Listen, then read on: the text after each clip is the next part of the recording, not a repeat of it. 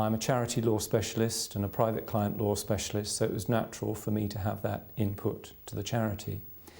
But my input and involvement wasn't really initially as a lawyer. Mohammed and I have been friends for many, many years, in fact 33 years.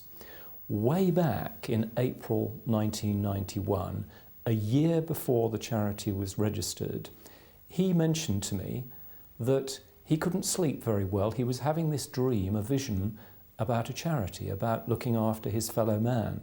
His life in London wasn't working out particularly well, so in the end he kind of gave in to that vision, discussed it with me and gave it to me in general principles, and I wasn't quite sure I understood. Then one day he rang me up out of the blue and he said, "Gary, I've got a client in Northampton.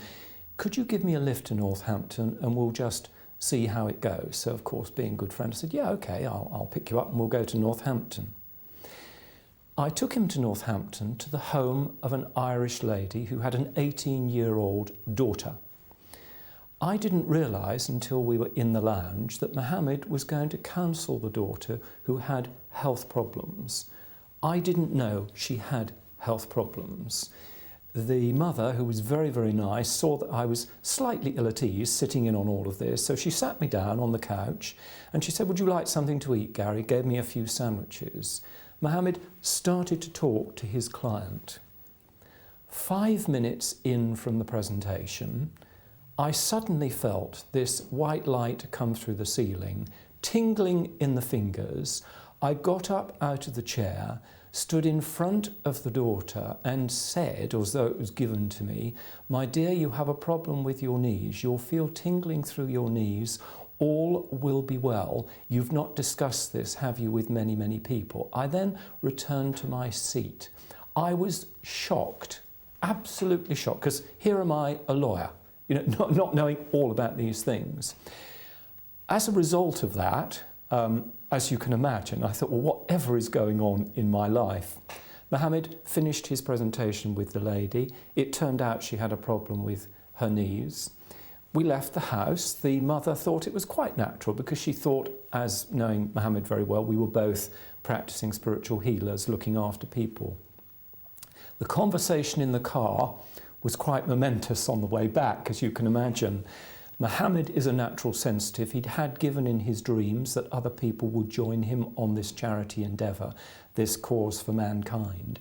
I did not know that this was going to happen to me. It was entirely out of the blue. I'd had no experience before, didn't know it was coming. And as I sit here now, it was the most real thing in my life.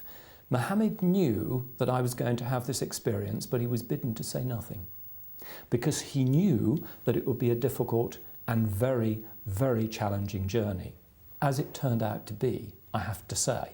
Not only because the world, you might say, couldn't really hear the message.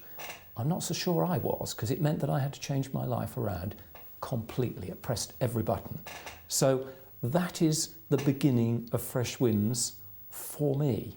A kind of baptism of fire, like the burning bush and everything else. It was really something which was wonderful. We were the parents of a baby, and the baby was, as we didn't realise at the time, Freshwinds.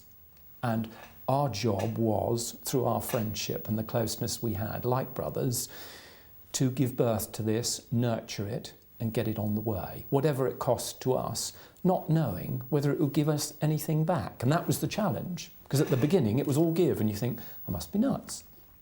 Now, to cut a long story short, Mohammed, okay, Mohammed then decided to come up to Birmingham. All roads closed for him in London. I was in Birmingham at the time, by the way. I had a full practice as a lawyer.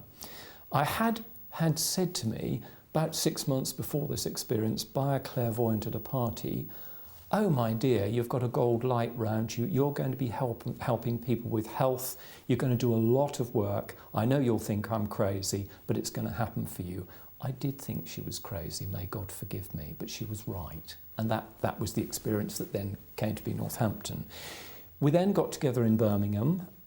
Mohammed lived with a friend of mine who she helped us in the charity as well. She was a natural sensitive too. When they met, it was like fireworks, these two, because they understood spiritual matters. I was green. I didn't know anything about these things at all. Absolutely nothing. I just had that one experience. But at my house in Leicestershire, they spoke, and it was clear the fireworks were going there. We were on to something. There was something. We didn't do it of our own will. It was almost as though it had fallen into our laps, and it was said, now you have something in your hands, will you do this for us? This is something that you need to do. And it was a compulsion, and I knew it had to be done. In my heart of hearts, I thought, no, you've got to do this. So what came from this? The idea of a charity. Point 2, or let's go to the second stage. My task was, and it felt so difficult, how to create something that would live on the ground in English law, and it's this crazy vision, if you like, that Mohammed had. How are we going to make this work? Well, the way to do it in England is to formulate a charity. That is a social purpose organisation. It has tax reliefs. But how are we going to make this live? This was a spiritual vision. This was to help people with their health. Well, it so happened that every time we needed something, something trickled through the door. Mohammed knew somebody who'd actually gone through the process similarly before, and I'd had some clients before, charity clients, come to me, and we had the phrasing for our charity, which was to teach people the rules of spiritual healing and the practice. And that was the object of our charity. We set the charity up in April 1992, hence the 20 years now anniversary, and we set it up as a spiritual healing charity. We then started to realise that it was broader than that, because we took in complementary therapies. Perhaps you will need to know that at that time, to be involved with the charity as a solicitor, you had to be nuts because there was no money in it. What had happened to Gary, something had turned his head. My partners didn't like it, turned their backs on it. So I was out there thinking, I'm going to do this, so don't you bother me about it, I'm doing it. And you have to remember too that at that time, complementary therapies were for nuts. Take the drugs, you don't have any responsibility for your health or your life, take the drugs and they'll do it. And of course, the drugs companies had every political remit for that because they were making money hand over fist. We knew that within the human heart, there was a solution to everybody's problem, because the doctor can't heal you, but they can assist you in finding your own cure. This was the principle. We'd had access to that for what was given to us at Northampton. Mohammed, through his dreams, and others started to join us. Now, we were going for funding as a charity. I was a lawyer who had to be seen as very conventional, but at the same time, we had to do our bit to be radical and change things completely, because people were suffering. And we were bidden to do that. That was in our vision. So how did we do it? Gently, we invited people to come to the house. Oh, by the way, I sold my cottage in Leicestershire. I didn't want to. We bought a house in Birmingham. I didn't want to. We lived with other people. I'm a very, very private person. Didn't like it one little bit, but we put it all together. From my front room, I remember we took some old desks from my practice. They charged us nothing. We varnished them and we set up an office. We had one client and thought, we're still crazy. Are we going to get anybody coming through the door? They did. I forget the mechanics now, but they started to come. Then we thought, where are we going to get the money from? We're not going to be given money, are we? We think we're crazy ourselves. Will you give us proof? Now, we had made an application to the Freddie Mercury Trust, Mercury Phoenix Trust in Switzerland, the group Queen, because we found that we had quite a lot of people coming with HIV issues. Everybody turned their back. It was politically unacceptable. There was a lot of judgment around it. I remember a Saturday sitting in the front room in that office and thinking, well, the time's up. We ain't got no more money. Where are we going? Phone call comes through on a Saturday afternoon from the secretary of the Mercury Phoenix Trust. Gary, this is Anne-Marie. Oh yeah, I'm going to make your day. The Trust is giving you £5,000 for the work of the charity. I remember thinking then, come on Gary, you really, really must have some faith, because I was the biggest doubting Thomas of all, I have to say. The charity is largely there because of Muhammad's insistence and faith, and I was the doubting Thomas a lot of the time. Not like that now, but certainly at that time. It pressed every button that I'd got. But that gives you the plank. That's where I was. That's what it meant for me. And it overturned everything I knew I believed in, and it was extremely challenging.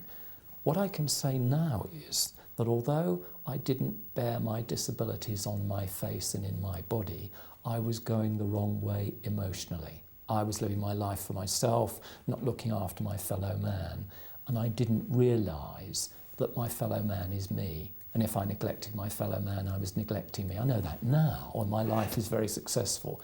But I was in trouble. And that vision came as much to save me as it was to look after everybody else. 20 years later, when I've given probably in real terms about £500,000 to the charity, feeling very much the poor brother, why did this happen? But I can tell you now, and this came home to me when I holidayed with a very rich friend of mine in West Africa. I got to know him through the charity, by the way. We were sitting by the pool, and he said to me, well, tell me about this charity then, Gary. I said, well, Stuart, I think I've made a wrong turning. I've given up a lot of money to the charity. You've made a lot of money. I could have, had my million or whatever, and I'd have been fine. And he said, well, what did it do for you? And I said, well, actually, I've got my soul's peace. I truly am at peace, and I know I've done my life's mission. Without a moment's thought, what came out of his mouth, and he was surprised by this, he said, well, you've got everything that anybody could ever wish. And then I said to him, I'd have given 10 million or more. And he said, yeah, I can imagine that. And this is from a man who knew what money was, but I could sense in him he'd have given up all for that. And then I realised, come on, Gary, ungrateful soul, look at what you've been given this time. And you had the compassion and love of the friends around you. Mohammed, mainly as one of the most wonderful friend, to say, come on, Gary, this is what we're here to do this time round. And then I've been able to support him and help him in different ways. We've helped each other in many, many different ways. I should say, to be real about my friendship with Mohammed, is that we didn't really choose each other. We're headstrong, quite difficult, very strong people indeed, can easily argue. But I can honestly say that we feel as though we're carved out of the same spiritual material. I'm often in his mind, he's in mine. So it was a precious gift, and we incarnated this time to be the parents of the charity. Not the only ones, but the first ones when the baby was very, very vulnerable, and it needed a strong heart to withstand what was going on. So again, that was the start, and it was a pretty feisty start, I have to say. Just looking at my notes here, I can see that I've gone through really the first stages, and it was quite a stage, really. I've made it very personal because this journey is personal for all of us, including those who came and come to the charity. I'll just mention to you the next stage. We sold my house.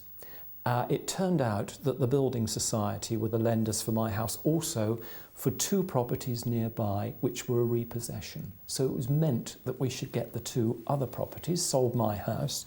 It was a real nightmare getting it all sorted, but we then had 2 large properties, and other people came in as joint funders. It was very tough. We'd expanded very quickly. There was a lot of work. We'd refurbished 2 properties. I'll tell you one little story. I like these anecdotes, but it'll give you a flavour. One night, we'd been working till midnight many nights after I'd come home from a full day's work, and Mohammed was the same, and others too. I'd had a belly full. I went next door to the reception, sat in there thinking, how much longer am I going to put up with this? Somebody hobbled through the door. She came by, I think she had multiple sclerosis. She said, didn't know me from Adam. And she said, oh my dear, so pleased that you're here. Do you know, if this charity had not existed, I do not know what I would have done. Again, I thought, come on, Gary, come on now. Don't be that silly child. Just look at what you're being given here. This is not what you're giving. This is what is being given to you.